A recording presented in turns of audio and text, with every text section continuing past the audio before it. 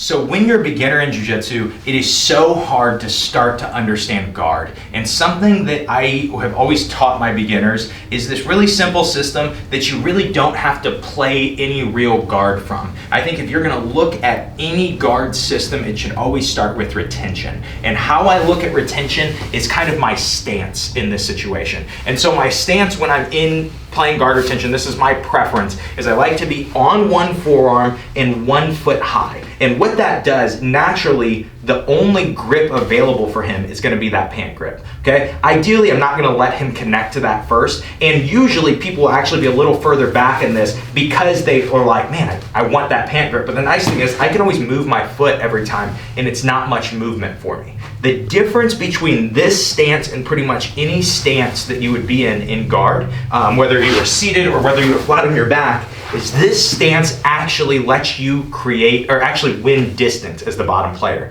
Most of the time we can't sit up, that's when we get past. We can't fall back, that's when we get past. This forearm allows me to pop up and get this grip on his lapel, okay? And so a lot of times as we're fighting, he's reaching, I'm just coming up and getting this first grip. Now what I'm doing is I'm not pulling him towards me because that's gonna allow him to start to pass.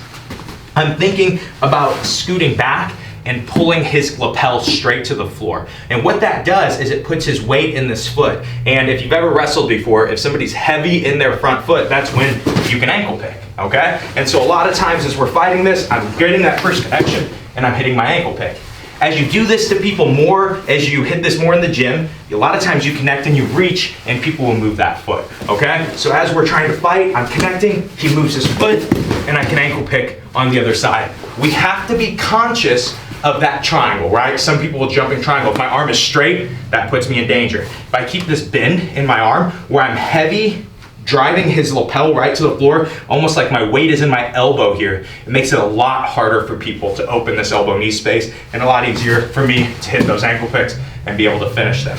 Now the third thing, and this is one of the main reasons that I like to teach this system to beginners, is because it will teach you how to switch grips. So often when we start playing guard, especially in the gi, we get a grip and we go, this is my grip forever. And eventually it starts to be the reason we get our guard passed. What I like about this is when I start to do this, maybe he's just staying a little too far back now and he knows I want to ankle pick. If I start to overreach, it opens up my elbow knee space, it lets him kill my posture. Instead, what I look for is my opposite leg to win in his hip space. So I might be fighting with his hands even, but then we go to here. Okay? Now from this position, I'm gonna go to my first grip switch. I'm grabbing lapel with thumbs up, and I'm gonna create an angle. He's gonna be postured. This is not ideal for him, but that posture makes it really easy for me to knock him down.